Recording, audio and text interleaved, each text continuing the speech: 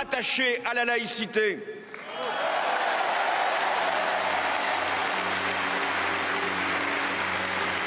Car c'est une valeur qui libère et qui protège. Et c'est pourquoi j'inscrirai la loi de 1905, celle qui sépare les églises de l'État, dans la Constitution.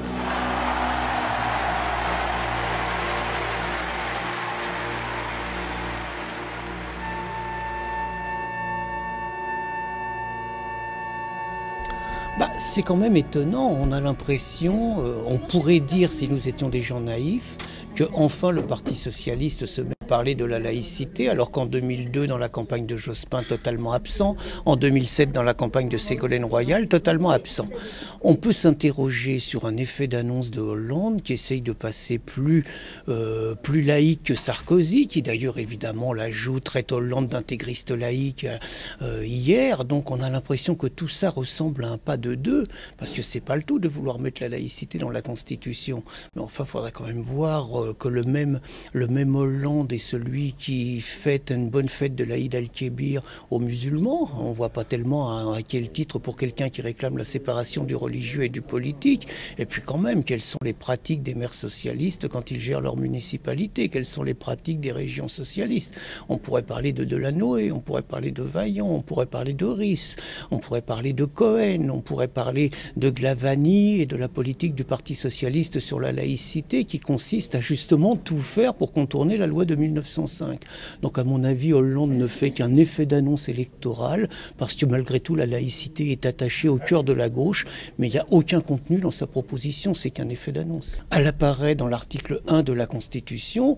Moi j'ai l'impression que, bon, on sent qu'entre Chevènement et Hollande, il y a un petit pas de deux.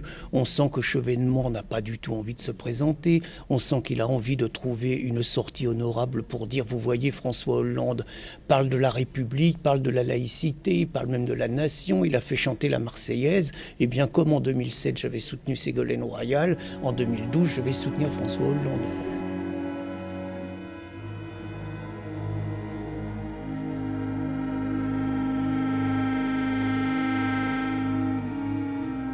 Mettre en place un outil législatif qui permette non seulement aux parents, mais aussi aux élus de pérenniser leur choix d'une éducation à caractère laïque sans remettre en cause la liberté d'expression religieuse, le principe de respect des droits est garanti par la réciprocité. Non, je n'ai pas décidé de stigmatiser certains croyants plus que d'autres. Non, je ne tente pas de discriminer une population ou de la priver d'emploi, comme certains tentent de le faire croire au travail des pétitions que vous avez reçues sûrement comme moi, mes chers collègues. Musulmanes et françaises, ne vous en déplaise!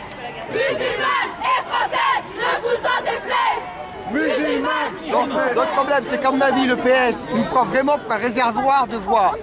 Alors dans leur tête, ils se disent, qu'on les écrase ou pas, ils vont voter pour nous au deuxième tour parce qu'ils auront peur de Sarkozy ou Marine Le Pen, on va leur remuer les montagnes, ils vont voter pour nous. Le seul signe qui peut être fort, c'est leur dire qu'on ne votera pas pour vous si vous votez contre nous. Vous votez contre nous, on ne vote pas pour vous. On ne votera pas pour vous. Si vous votez contre nous, on ne votera pas pour vous. Si vous votez contre nous, on ne votera pas pour vous. Si vous votez contre nous, on ne votera pas pour vous. Si vous votez contre nous, on ne votera pas pour vous. Si vous votez contre nous, on ne votera pas pour vous. Si vous votez contre nous, on ne votera pas pour vous. Si vous votez contre nous, on ne votera pas pour vous. Si vous votez contre nous. Riposte laïque qui a félicité le Sénat d'avoir voté cette loi. On a en même temps exprimé notre scepticisme par rapport à cette loi qui prend complètement le contre-pied des positions de Glavany, de la position de nombreux députés socialistes. Et on a l'impression que cette loi, c'est exactement dans le même esprit que ce que fait Hollande.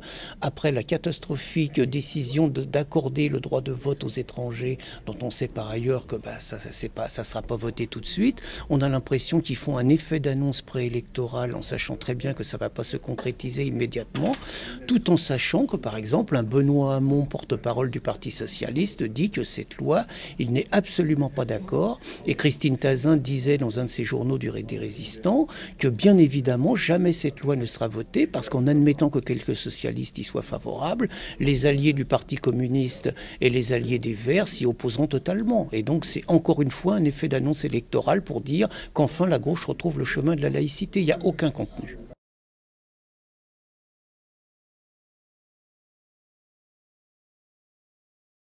Et puis je voudrais dire aussi que je suis heureuse de voir que grâce à ce Sénat qui a profondément bougé, qui a basculé, nous allons pouvoir faire voter des lois qui ont eu beaucoup de difficultés et qui ont été arrêtées. Je pense par exemple au droit de vote des étrangers aux élections locales. C'est terrible, c'est-à-dire que nous d'abord on fait partie des républicains, on considère contrairement à la nouvelle définition de la citoyenneté qui est celle du Parti socialiste qui parle d'une citoyenneté de résidence, pour nous la citoyenneté c'est lié à la nationalité, c'est lié à l'attachement à une nation et c'est lié au choix délibéré de servir la nation. Donc nous le droit de vote des étrangers nous y sommes totalement contre, mais en admettant même que nous soyons dans une position dogmatique. On aurait pu dire dans les années 1950, à l'époque où il y avait des étrangers polonais, italiens, algériens, marocains, mais où on était dans un cadre d'intégration, on aurait pu dire qu'une proposition comme ça nous posait problème au niveau des principes de la République, mais qu'elle n'était pas criminelle. Nous considérons en 2011 que c'est une proposition criminelle, parce que c'est une proposition qui va favoriser le communautarisme. Déjà aujourd'hui, on a donné la nationalité française à des personnes qui ne reconnaissent absolument pas les lois de la République et qui ne s'inscrivent pas notamment dans la laïcité. On crée donc les conditions pour que les maires locaux soient soumis à une pression communautariste permanente. Il est bien évident qu'en accordant le droit de vote à des personnes qui ne sont pas de nationalité française, on va accroître les pressions communautaristes contre les maires. Et puis dernière chose, il ne faut pas nous prendre pour des imbéciles. C'est-à-dire qu'on commence à dire que ça sera qu'à des élections locales, l'étape suivante sera l'éligibilité et l'étape suivante sera le droit de vote à l'ensemble des élections et l'étape suivante sera, après tout, on pourrait être président de la France sans avoir forcément la nationalité française puisqu'on présente déjà une Eva Joly qui a 2 nationalités et qui postule à la présidence de la République. C'est pas notre conception de la nation.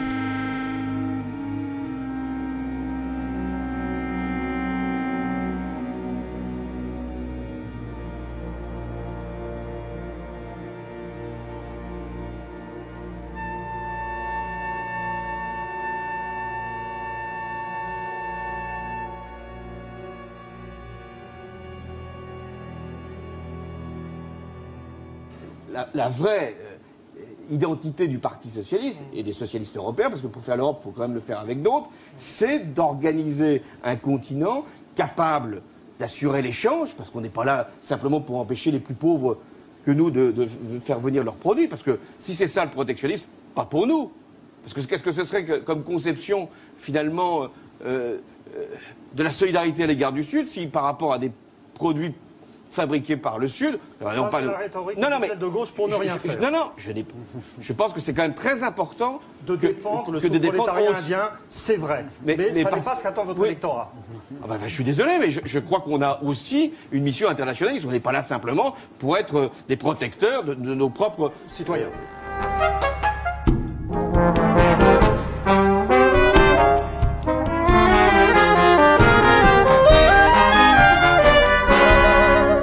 Il est cohérent, sauf qu'il ne peut pas l'assumer. ne peut pas l'assumer avant une élection. Avant une élection, il est obligé de reparler de la France, il est obligé de reparler de la République, il est obligé de reparler de la nation, même si son projet est effectivement celui des élites mondialisées, qui consiste à faire disparaître les États-nations dans des structures supranationales comme l'Union européenne et dans un gigantesque projet économique qui est la concurrence libre et non faussée et qui est absolument le refus de tout protectionnisme. Le refus de tout protectionnisme économique s'accompagne évidemment d'un projet. Il y a un monde nouveau mondialisé. Attali parle de la France comme d'une auberge où on rentre, où on s'installe quelques jours et où on s'en va. Il y a un projet de société qui est totalement mondialiste, et à ce projet de société totalement mondialiste, il faut un homme nouveau métissé. Donc c'est totalement complémentaire, et finalement la logique d'Hollande, c'est la disparition des États-nations dans des structures supranationales, mais ça, il ne peut pas le dire aussi brutalement à la veille d'une élection, parce que le peuple de France n'est pas prêt. Donc il nous en fume.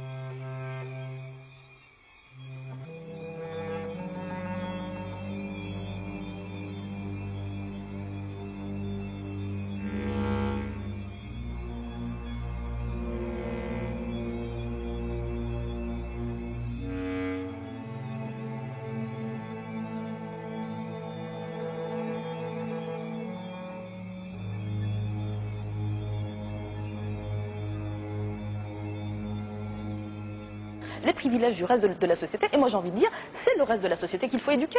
C'est le reste de la société à qui il faut dire, par exemple, ne serait-ce que sur la question de l'histoire, c'est le reste de la société occidentale, enfin de ce qu'on appelle nous les sous-chiens, puisqu'il faut bien leur donner un nom, les blancs.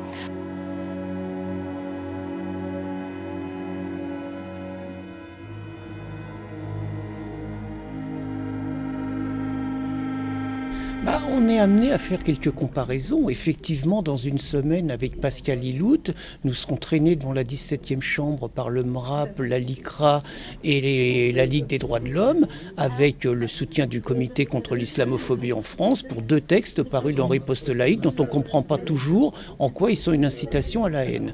En même temps, on constate que hier était jugé un homme qui a menacé Christine Tazin de mort à plusieurs reprises sur Internet, que cet homme a pris donc 9 mois de prison avec sursis, a pris 500 €, 800 € de dommages-intérêts pour Christine et 500 € de frais d'avocat.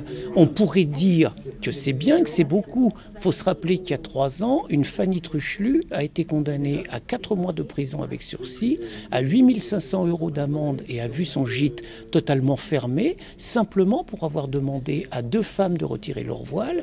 Et ce soir, nous venons d'apprendre que Marie Laforêt est condamnée à 1 € d'amende symbolique et à 500 € de dommages et intérêts avec sursis, pour simplement pour avoir dans une petite annonce stipulé qu'elle voulait faire des travaux chez elle, mais comme elle avait un chien, elle demandait à des musulmans orthodoxes de ne pas venir, sachant que pour eux le chien est impur.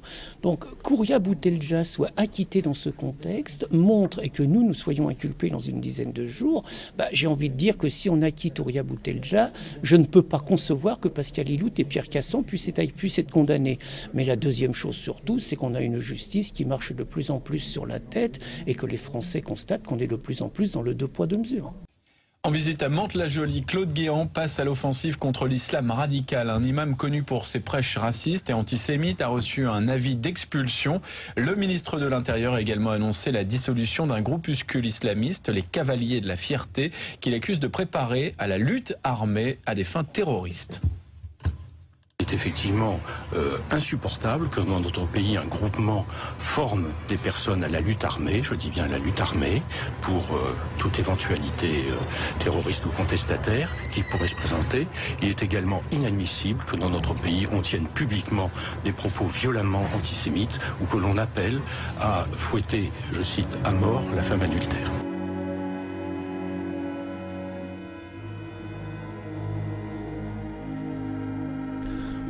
c'est le minimum. On a envie de dire, j'ose espérer qu'il aurait pris les mêmes décisions si dans 3 mois, il n'y avait pas des élections. J'en suis pas sûr, parce que quand même Riposte Laïque a signalé les méfaits de Force Analysa depuis maintenant 18 mois, depuis leur première provocation à Limoges.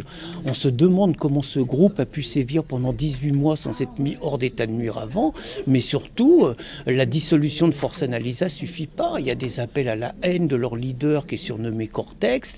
Il y a quand même des menaces régulières qui ont été faites, notamment à l'espace Charenton. On comprend pas que ces gens-là soient encore en liberté. L'autre question, il serait intéressant de savoir si parmi ces gens-là, ils bénéficient de la nationalité française et est-ce qu'il est normal qu'ils continuent à en bénéficier alors qu'ils sont porteurs d'un projet politique qui est l'instauration de la charia en France. Est-ce qu'on peut être français et militer pour l'instauration de la charia? C'est une vraie question. Le sujet est très sérieux sur aujourd'hui la stigmatisation de l'islam, et c'est un problème parce qu'on stigmatise une religion, et là où certains ont fait un amalgame délibéré entre l'islamisme, qui peut être un projet politique, et l'islam, qui est une religion qui est pratiquée tranquillement, sereinement, par des centaines de milliers de nos compatriotes, et avec la conséquence que l'on voit dans les esprits, c'est que désormais l'islam est ressenti comme une menace pour nos valeurs et pour l'identité nationale. Il y a des raisons à cela, et les raisons, c'est que au plus haut sommet du pouvoir, on a fait de cette question-là, en gros,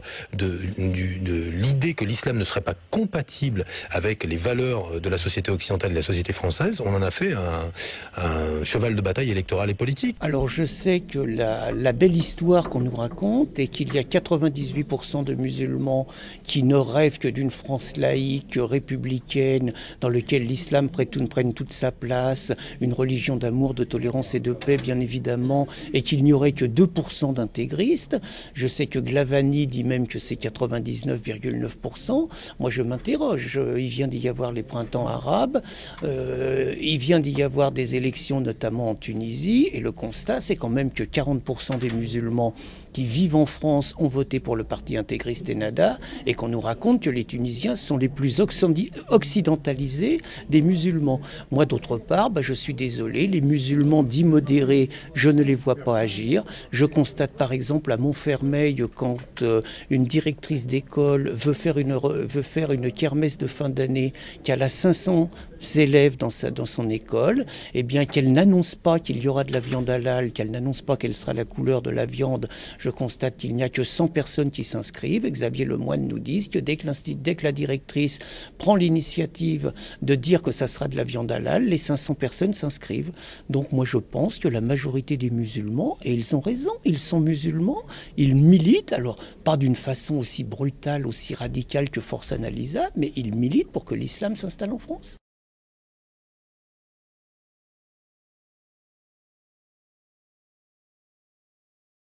Alors on a assisté à un spectacle extraordinaire. Christine Tazin était à une émission de Gisbert et nous avons entendu donc le Malek Chebel, celui qui nous parle de l'islam des Lumières, pathétique, nous dire « J'espère que les candidats auront la dignité de ne pas parler de l'islam pendant la campagne présidentielle ». Donc on sent qu'il y a quand même une pression énorme pour ne pas parler des 3 sujets qui fâchent, qui sont l'islam, qui sont l'immigration et qui sont l'insécurité, et qu'il faut noyer le débat dans un ensemble d'autres questions. Eh bien moi ce que j'espère, c'est que Riposte Laïque, Résistance républicaine parleront suffisamment de ces enjeux qui sont les enjeux qui préoccupent les Français. Je vous rappelle qu'un sondage récent de l'IFOP expliquait que 76% des Français pensaient que l'islam progressait de trop, et donc moi j'espère que l'islam et les réalités qu'il faut dire sur l'immigration s'inviteront dans cette campagne, et faites confiance à Riposte Laïque pour faire le maximum pour cela.